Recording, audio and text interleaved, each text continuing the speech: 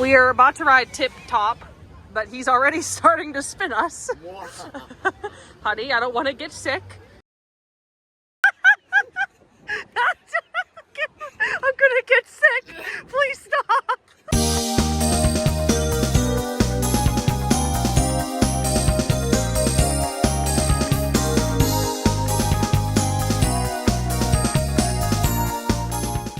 Here's a place that's been on my bucket list for a long time. Ohio is known for its large variety of amusement parks. Big or small, the state has plenty to go around. But one park that has become very famous in coaster enthusiast circles is Stricker's Grove, located in Ross, Ohio. It's actually the westernmost park in the entire state, but this didn't stop me from making the trip to go check it out. Stricker's is famous for being one of the most difficult parks to visit if you're not local to the area, and this is because the park is only open to the public 4 days a year. That may sound insane at first, but Stricker's is not your typical amusement park. This is a private picnic park that does most of its business hosting company picnics and other events like weddings and parties, so unless you know someone who's renting out the park or you've got some deep pockets, you're gonna have to plan a trip on one of those 4 days when they're open to the public. That, in and of itself, is the main challenge with visiting Stricker's Grove. Planning around the park's very limited schedule has proven to be difficult for those who want to visit. After trying to plan it off and on for the last few years, I was finally able to check the place out on October 8th of this year, and although I initially went just to ride their 2 wooden coasters, what I found was one of the most charming parks I've ever been to, and I didn't want to leave. When you're driving up to Stricker's Grove, you may think you've taken a wrong turn, as the park is smack in the middle of a cornfield. It's definitely an isolated location, and it brings a much different vibe when compared to the more corporate parks that are out there. Despite being in operation since 1924, the park has only been in this location since 1972, when it was relocated after the passing of original park founder Henry Stricker. The park is still owned by the Stricker family, as Henry's granddaughter is one of the park managers.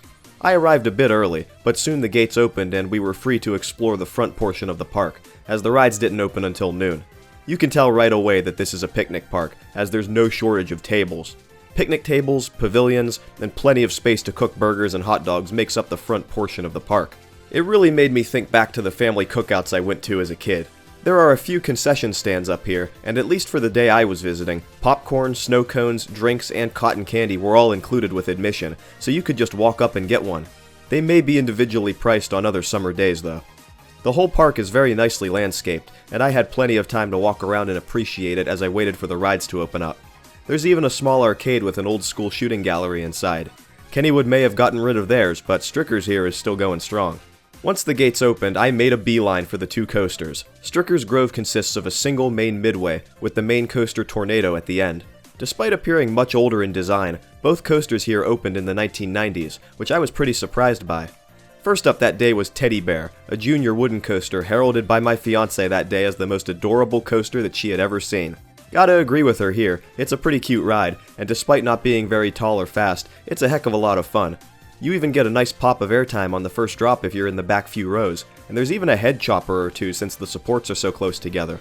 Teddy Bear's layout is inspired by the coaster of the same name that once operated at Ohio's Coney Island amusement park, so that explains why it looks older than it actually is. The track is smooth and it's over quickly, but lines were short that day so I was able to run back around and ride several more times. After Teddy Bear, though, was the main event, Tornado. This 1993 wooden coaster is once again inspired by a much older wooden coaster, that being Comet at Pennsylvania's former Rocky Glen Park. Tornado rocks, I'll start with that. I wasn't expecting much, given its stats, but Tornado, fittingly given its name, blew me away. There's one rough patch at the bottom of the first drop, but that's my only complaint with Tornado, and the rest is nothing but fun. It's fast, it keeps its momentum well over the layout, and it has the infamous death hill that you may have heard about.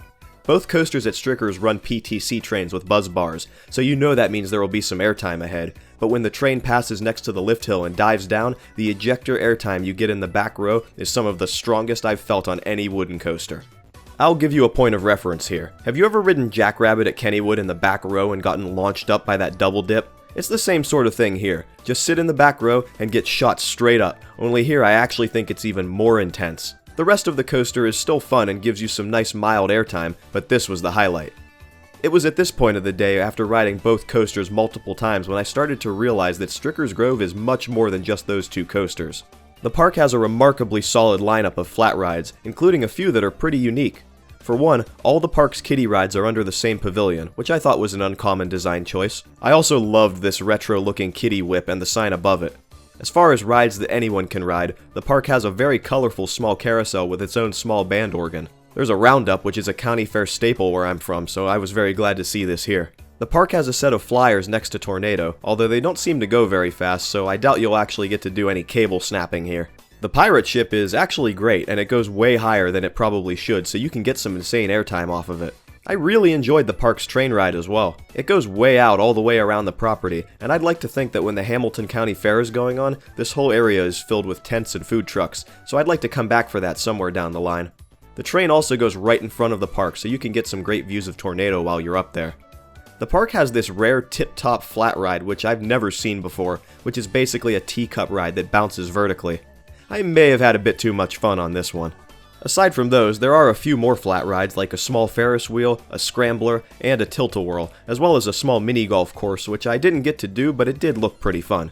Overall, a very solid flat ride lineup for such a small park, and make no mistake, this place is tiny. You can walk from the front entrance to the end of the midway in less than 5 minutes, but I don't consider that a negative. We've already established that the park has a great ride lineup, so this just means that you can get from ride to ride faster and with less walking. I spent about 4 hours at Stricker's Grove, and even then, I didn't feel ready to leave. The park embodies that classic family-owned vibe, and gives the impression that it's stuck in a different time period, and I love everything about that. You can tell the family really cares for this park. It's clean and well landscaped, and everything was open and running. Everyone there was really friendly and polite, and even the Stricker family themselves were having a picnic there on the same day. Family-owned parks are becoming harder and harder to find, and in an era dominated by massive corporate parks, Stricker's Grove was a breath of fresh air. I'd even go so far as to say it's being overshadowed by the coasters and how elusive they're considered by enthusiasts. Yes, the 2 coasters are excellent and great fun to ride, but the rest of the park is no slouch either. It feels like a mini Knoebels, and if you know me, then you'll know that's high praise since I love Knoebels. All they're missing is a tiny old-school dark ride. Maybe they can buy Devil's Den off Conneaut. Who knows what they're gonna do with it. Stricker's Grove, as it stands, is absolutely worth visiting. Many enthusiasts like to combo it with Kings Island since they're only about a half hour apart, but I would argue that Stricker's is worth the trip even on its own. The ride lineup is solid, the 2 coasters are great fun, the prices are very reasonable, and the whole park felt like a window into childhood. I loved it here, and I will gladly come back in the future. If you're thinking about making the trip, just know you'll need to plan it early if you're not local. Keep an eye on their Facebook page, and once they announce their public days, start making plans, because Stricker's Grove is not to be missed. Anyway, that's going to do it for this video. Thank you all for supporting the channel through 200 videos, and stay tuned because the next 200 start now here on Rampaging Rex Productions.